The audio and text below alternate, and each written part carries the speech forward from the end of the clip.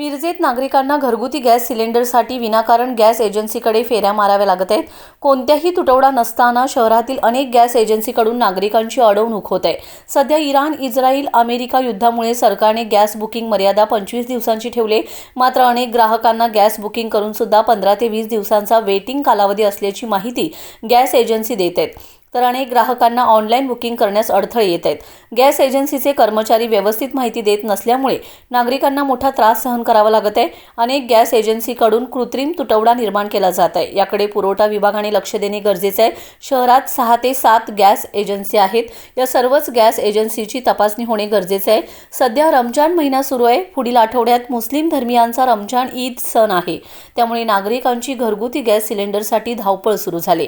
याकडे प्रशासनाने लक्ष देणे गरजेचं झालंय। ऑफिशियल धारक आहे आणि 4 दिवस झालं मला OTP आल्या। परत मला मेसेज आलाय की तुमचं सिलेंडर पोस्ट झालंय म्हणून। आता अजून पण मला काही सिलेंडर मिळालेलं नाही आहे। संपूर्ण नागरिकांना त्रास होत आहे। इथं गर्दी केल्यावर म्हणजे जेव्हा सुट्टी झाली शटर बंद केल्यात सगळेजण आत आहेत आणि यांचं सिस्टम कधी वाटतं तेव्हा सर्व्हर बंद असते आणि बुकिंगचा नंबर जे असतं ऑनलाईन प्रत्येक वेळी चेंज होत असते। आता मी तिसऱ्या माझ्याकडे 3 नंबर आहेत त्यांचे, कुठल्या नंबरला लावायचं हे आम्हाला माहीत नाही आलं। आता हे बोर्ड लावलं तर तुमच्यावर लावा म्हणतात। हे त्यांनी म्हणतात तुम्ही ऑफिसला जावा तिथं सांगा। आणि त्यांचे जे घरपोच करणारे सिलेंडर वेगळे आहेत त्यांनी तिथं त्यांचं कारभार वेगळं चालू आहे। प्रत्येक सिलेंडरला घरपोच सेवा केली की 50 रुपये एक्स्ट्रा द्यायला लागते। त्यांना कशासाठी द्यावं लागतं? यांना पगार देत नाहीत का यांनी?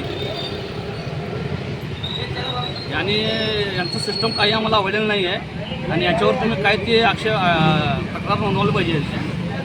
लेते हैं तो अभी हमने सिलेंडर देते नहीं, फोन लगाए तो फोन उठाते नहीं है। इतनी प्रॉब्लम करते हैं। अरे सुबह से 25 फोन लगाए तो फोन उठा के बोलना कि नहीं बोलना, ये क्या है कि नहीं? रमजान महीने हम लोग क्या करना? फिर भी ऐसा प्रॉब्लम है इनका।